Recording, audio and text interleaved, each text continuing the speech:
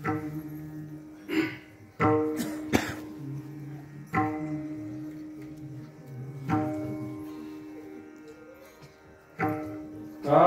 क्रोध लोभ नाही संतांगी, काम क्रोध लोभ नाही संता अंगी वर्तताती जगी जगरूप, नातळुनी संसारा दाविती पसारा, भाव एक खरा विठ्ठल पायी. अनेकांची स्तुती नायकती कानी, न बोलती वचनी वाया बोला, नातळुनी संसारा दाविती पसारा, भाव एक खरा विठ्ठल पायी.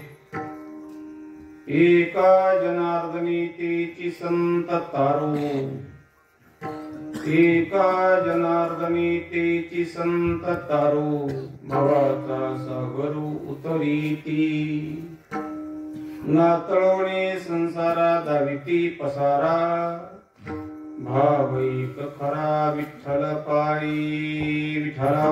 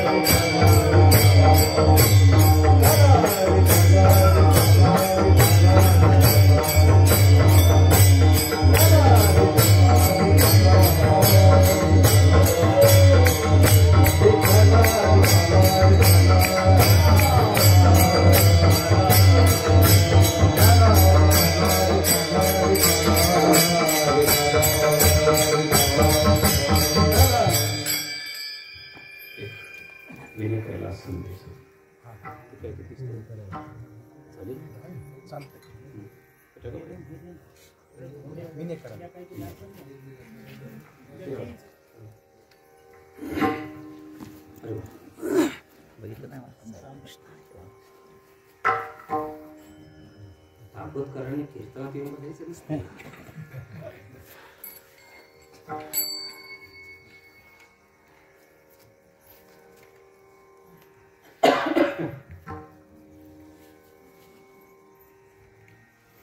काम क्रोध लोभ नाही संतांगी, काम क्रोध लोभ नाही संता अंगी वर्तताती जगी जगरूप, नातळोने संसारा दाविती पसारा, भाव एक खरा विठ्ठल पायी. प्रस्तुत प्रसंगी कीर्तन रूपी सेवेसाठी निवडलेला अभंग संत श्रेष्ठ शांती परब्रह्म श्री संत एकनाथ महाराज यांच्या गाथेतील संतपर प्रकरणातील 4 चरणाचा आहे. आणि अभंगाद्वारे श्री संत एकनाथ महाराज संतांची अंतर्लक्षण सांगत आहेत. काम क्रोध लोभ हे ज्यांच्या ठिकाणी नाहीत ते संत,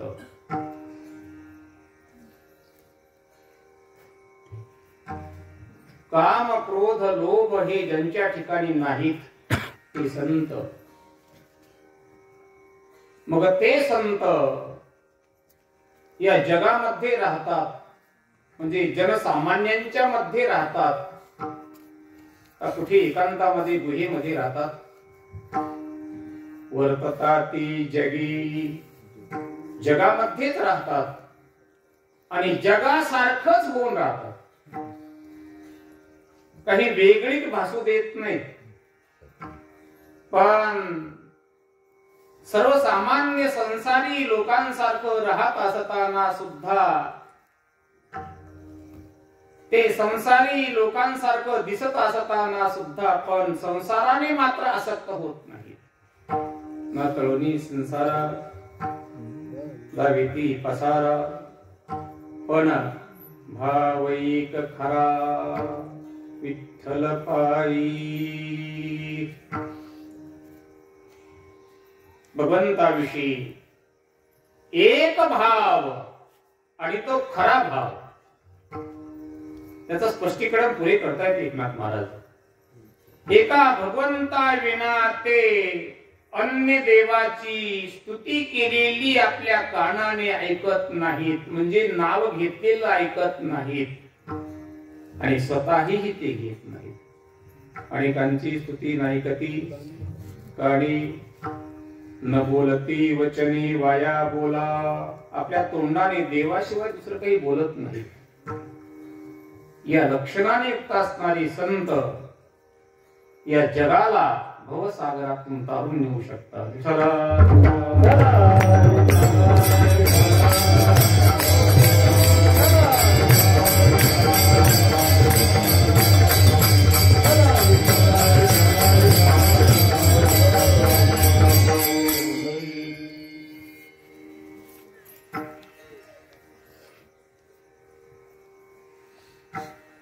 अनंतकोट ब्रह्मांड नायक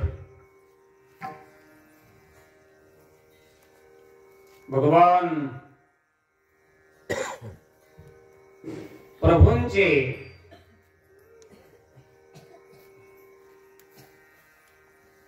अत्यंत निकटवर्ती भक्त, भक्त शिरोमणी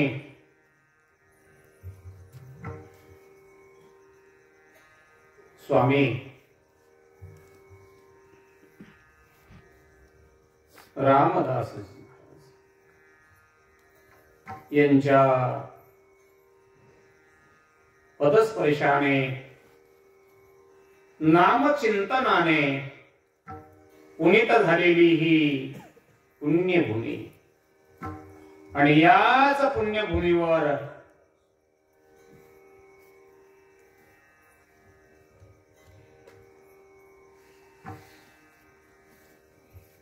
आपल्या महाराष्ट्रीयन लोकांना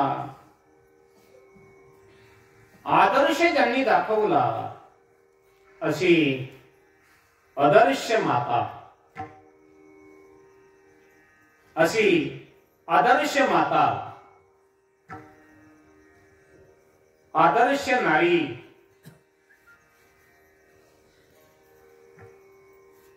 आणि आदर्श राणी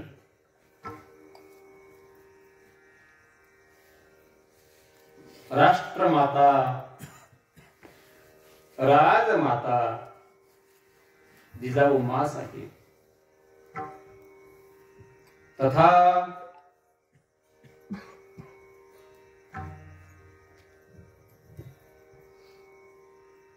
कुटीचक, बहुतक, हंस आणि परमहंस हे संन्यासामध्ये 4 प्रकार सांगितले जातात. त्यामध्ये सर्वश्रेष्ठ संन्यास परमहंस संन्यास आणि असे परमहंस संन्यासी रामकृष्ण परमहंस प्राप्त स्मरणीय संत, देव प्रिय संत रामकृष्ण परमहंस यांचे अत्यंत प्रिय शिष्य स्वामी विवेकानंद यांच्या जयंतीच्या निमित्ताने ही भगवत सेवा, संत सेवा गेली अनेक वर्षांपासून चालू आहे. मौजे आसनगाव या ठिकाणची ही भाविक मंडळी खरोखर आपण पुण्यवान आहात.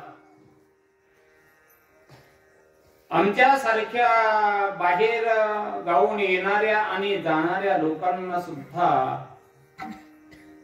स्वामीजींचा इथे भोग आहे असं कळाल्यानंतर पाय ओढत नाही पुढं, चला दर्शन करूया. नित्य आपणाला इथे दर्शन होत आहे आणि त्याच दर्शनाबरोबर आम्हा भाविकांना नित्य सूचना सुद्धा दिल्या जाते. सावधान महाराज, एकदा सावधान शब्द ऐकल्याबरोबर जे सावध होतात ते उत्तम अधिकारी. ज्यांना दोनदा सावधान शब्द ऐकावा लागतो तो मध्यम अधिकारी. ज्यांना 3 वेळेला सावधान शब्द ऐकल्यानंतर कदाचित सावध होतात तो कनिष्ठ अधिकारी. आणि वर्षभरामध्ये अनेक वेळेला सावधान शब्द ऐकून सुद्धा सावधान होत नाही तो निकृष्ट. माझा अधिकार नाही बोलण्याचा, पण समर्थांच्या प्रेरणेने आणि त्यांच्या पाठिंब्याने मी बोलण्याचा दास करतोय. अशा प्रकारची ही पुण्यभूमी समर्थ रामदास स्वामी. समर्थ त्यांना म्हणतात, स्वामी त्यांना म्हणतात.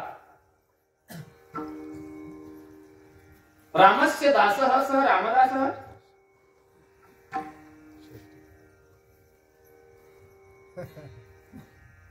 शास्त्री महाराजांच्या समोर आमच्या सारख्यांनी हे व्याकरण कशाला सांगावं ठेवावं. समर्थ त्यांना म्हणतात. ज्ञानोबा ज्ञानेश्वरीच्या 9व्या अध्यायामध्ये प्रभुपदाचं चिंतन करत असताना बोलत आहेत. आकाशी सर्वत्र वसावे, वायुने नाव भरी उगी नसावे, पावकी 10वी वर्षावी जरी समुद्री रेखा, पर्वती बैसका नसंदावी, समुद्री रेखा दुनंदावी, पृथ्व्या भूती व्हावी.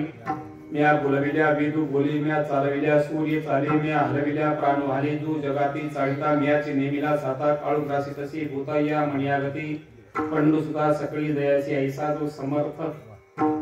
मला समर्थ या पदासाठी सांगायचंय. ऐसा जो समर्थ, ऐसे जे समर्थ. स्वामी इंद्रियांची धनी आम्ही झालो गोसावी. स्वामी त्याला जितेंद्रिय म्हणतात.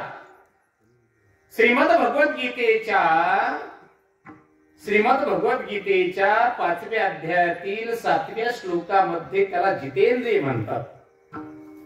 4थ्या अध्यायामध्ये सुद्धा श्रद्धावान लभते ज्ञानम तत्पर संयते इंद्रियः योगयुक्तो विशुद्धात्मा विजितात्मा जितेंद्रियः. हे स्वामी रामदास. खरं म्हणजे रामदास म्हणून त्यांनी म्हणावं, पण आपण म्हणू नये. आपण म्हणू नये. रामदास रामदास या पदाचं चिंतन करत असताना षष्ठी तत्पुरुष जर आपण घेतला, समाज जर घेतला, षष्ठी समाज जर घेतला, तर रामस्य दासः सह रामदासः म्हणजे जे रामाचे दास आहेत ते नाही असा अर्थ कमी पडेल. रामाचे दास हा अर्थ कमी पडेल. मग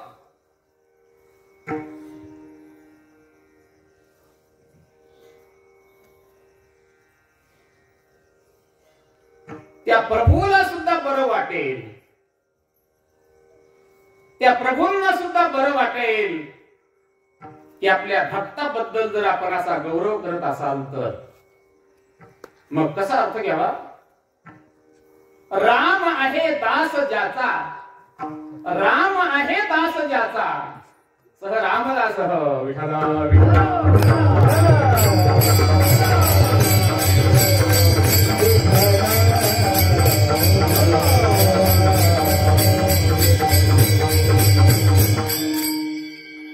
अधिकचा परिहार न देता मी आज कोणत्या तरी एका उत्तम पुण्य, कोणतं तरी एक उत्तम पुण्य फलोन्मुख झाल्यामुळे या पुण्यभूमीमध्ये सेवा करण्यासाठी आणि सेवक या नात्याने उपस्थित आहे. कोण जाणे कोणा घडे उपासना अशा पुण्यभूमीमध्ये ही सेवा आहे. मासाहेबांच्या जयंतीच्या निमित्ताने सेवा आहे. स्वामी विवेकानंद या युग पुरुषाच्या जयंतीच्या निमित्ताने सेवा आहे. आणि भगवत कृपेने संत आशीर्वादाने सर्व हरिभक्तीपारायण मंडळींच्या सहकार्याने, सर्व धनिकांच्या गावकरी मंडळींच्या भाविकांच्या धनिकांच्या सहकार्याने ही सेवा चालू आहे. आणि या सेवेमध्ये हरिभक्ती परायण परम आदरणीय परमपूजनीय माझे ज्येष्ठ गुरुबंधू भागवताचार्य परमेश्वर महाराज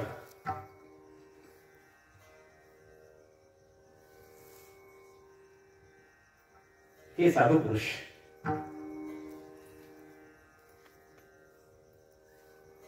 जळाचे परी तळवटू घे, ज्ञानोबांनी म्हणावं.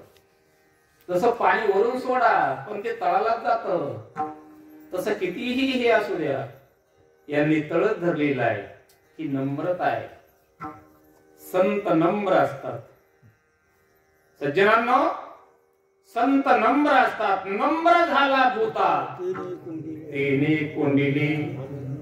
संत नम्र असतात, संत नम्री नसतात.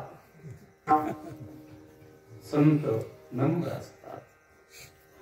हे व्यक्तिमत्व हरिभक्ती परायण परमादरणीय, ज्याने शास्त्राचा खऱ्या अर्थाने अभ्यास केला आणि शास्त्र ज्यांनी जिवंत ठेवलं असे आमचे नामदेव महाराज शास्त्री.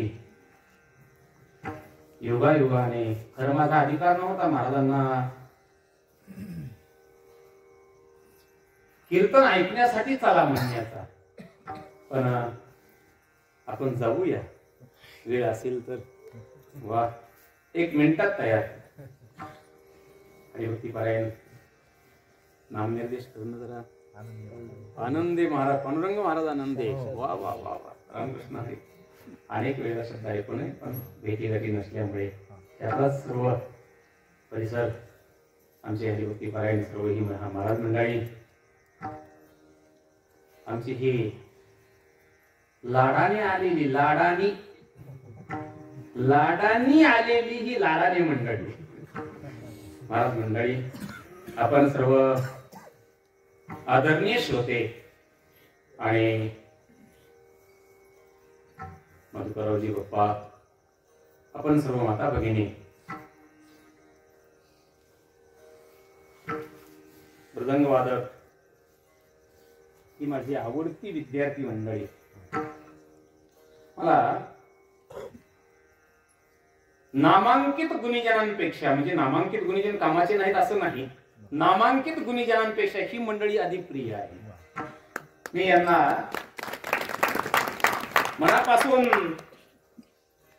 मनापासून यांना प्रेरणा देतो आणि सहकार्य करतो, विचारतो. बाळांना काही अडचण असेल तर सांगा बरं, सांगा. त्यांना आपण सांभाळलं पाहिजे महाराज, त्यांना सांभाळलं पाहिजे. आता काही कल्पना नसते, पण महाराज या मंडळीमध्ये कोण अभ्यासक असतील आणि परिस्थिती नाजूक असेल तर अवश्य सांगा, सहकार्य करेन. तसा मी पैशावाला श्रीमंत म्हणून नाही, पण श्री संत सद्गुरू नारायण बाबा वांगी संस्थान ही जी संस्थान आहे, महाराष्ट्रामध्ये नावारूपाला आलेलं संस्थान आहे, त्या संस्थांच्या अंतर्गत असणारी 50-60 गावं आहेत आणि संस्थान बऱ्यापैकी आहे. आणि अशा विद्यार्थ्यांना घडवलं पाहिजे यासाठी संस्थांचा नाव लौकिक महाराष्ट्रभर आहे, आपण ऐकून असाल. आणि त्या संस्थांचा सेवक या नात्याने मी आपल्या समोर सेवेसाठी उपस्थित आहे. सज्जनांनो, अधिकचा वेळ न घेता आज सेवेचा सुयोग, आपण सर्वांच्या दर्शनाचा सुयोग एका पुण्याईने प्राप्त होतो आहे. आणि या निमित्ताने श्री संत एकनाथ महाराजांचा चिंतन सेवेसाठी निवडलेला अभंग संत प्रकरणातील 4 चरणाचा आहे. वैकुंठवासी गुरुवर्य दोंडा महाराजांच्या भाषेमध्ये एक वाक्य बोलतो. मंगला चरणामध्ये धडाभर पीर संपलेले. विठ्ठला विठ्ठला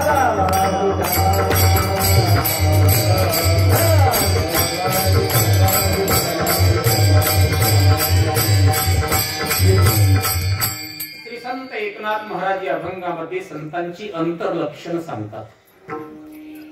संत लक्षण 2 प्रकारामध्ये सांगितल्या गेली. एक बाह्य लक्षण आणि एक अंतर्लक्षण. त्या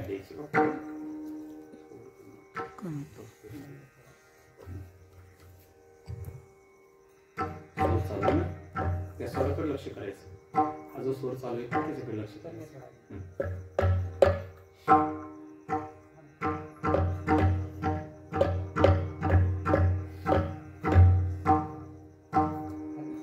सोडून घ्यावं, ते बांधलेलं सोडून घ्यावं. एखादं घर कमी झालं का मग ते भन भन असा आवाज येतो, क्लिअर होत नाही.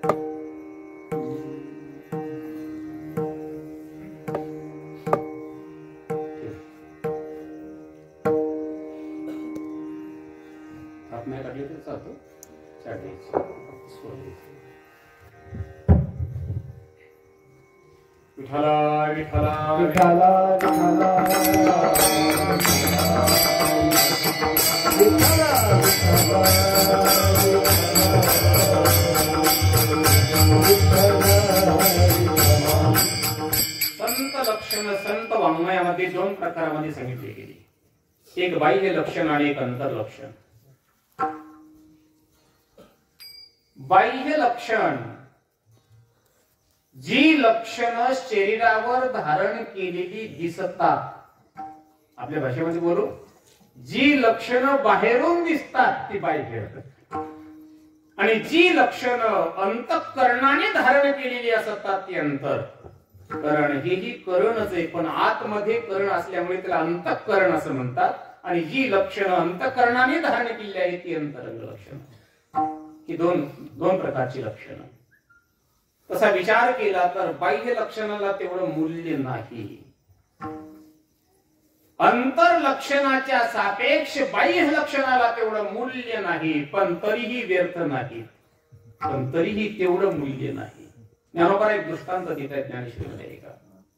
एखाद्या व्यक्तीला भूक लागलेली आहे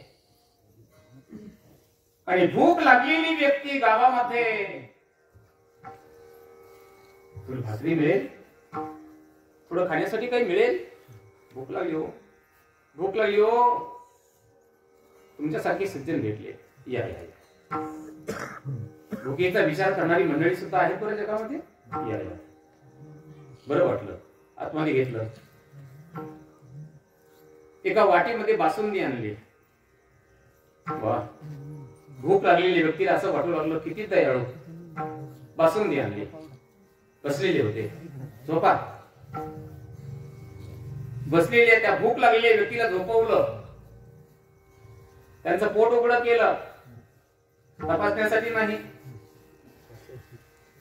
ती बासुंदी घेतली आणि पोटावर लेप दिला. पंखा सुरू केला, 5 मिनिटात लेप वाळला आणि पुन्हा विचारलं, भूक गेली? गोस घरी तोरण बांधिले, वा, उपवासी अन्न चेपिले, वा, लिंब पिले, कुंकू सेंदूर भरले, कांताही नाही. वा, धन्यवाद धन्यवाद. वा, असे श्रोते असल्यानंतर काय बघायचं काम आहे, मग पळून जाईल. उपवासी अन्न लिंपिले, ज्याप्रमाणे पोटावर अन्नाचा लेप दिल्याने भूक भागत नाही, माफी मागून बोलेल, त्याप्रमाणे केवळ गळ्यामध्ये माळा घालून आणि कपाळाला गंध लावून उद्धार होत नाही. वा, मग ज्याप्रमाणे भूक जाण्यासाठी अन्न पोटामध्येच जावं लागेल, त्याप्रमाणे ही बाह्य लक्षण केवळ उद्धारासाठी कारणीभूत ठरणार नाहीत. कारण उद्धार स्थूल शरीराचा होत नसतो, उद्धार मनाचा होतोय. जवळी अर्जुना, बोला, जवळी अर्जुना तो बोध भेटेना मना, तपची यया साधना बजावे लागेल. ही जी साधना आहे ना तोपर्यंतच आहे की जोपर्यंत तो बोध आणि मनाला भेटत नाही, म्हणजेच उद्धार मनाचा होतोय, बाह्य शरीराचा, स्थूल शरीराचा नाही. आणि म्हणून ही चिन्ह ही लक्षण अंतःकरणाने धारण केली असली पाहिजे, म्हणून ती अंतर्लक्षण असते. बाह्य लक्षण कोणती? गोपी चंदन मुद्रा धारणे, अंबालिनी वैष्णवा ऊर्ध्व पुंड्र भाळ कंठी शोभे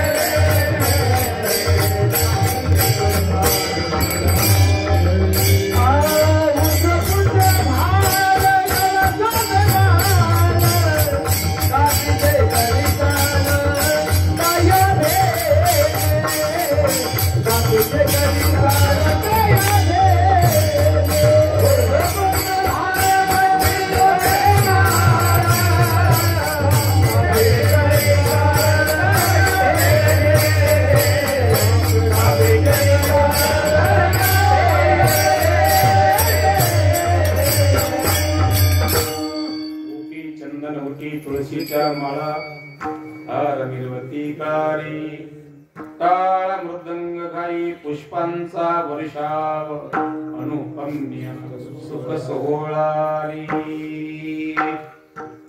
ही सर्व बाह्य लक्षण आहेत. अंतर्लक्षण जी अंतःकरणाने धारण केलेली आहेत ती. मग अंतःकरण काय काय धारण करतं? त्यामध्ये आहे का अंतःकरण प्रामुख्याने ज्ञान धारण करतं. आणखी बरंच काही धारण करतं, पण प्रामुख्याने ज्ञान धारण करतं. शास्त्री महाराजांच्या समोर वेदांताची प्रक्रिया तुटपुंजी माहित असणाऱ्या माणसाने बोलण्याचा प्रयत्न करू नये, पण लढीवाळपणाने बोलेल. अहम ब्रह्मास्मी हे ज्ञान कोणाला होतं? विठ्ठला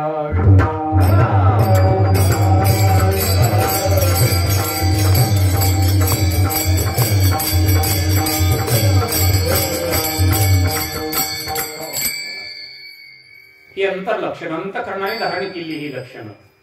आणि ज्ञान धारण केल्यानंतर ज्या व्यक्तीला ज्ञान झालं ती व्यक्ती कशी वर्तन करते, त्याच्याकडे काय काय येतात इत्यादी हे सर्व अंतःकरण धारण करतं. ही अंतर्लक्षण.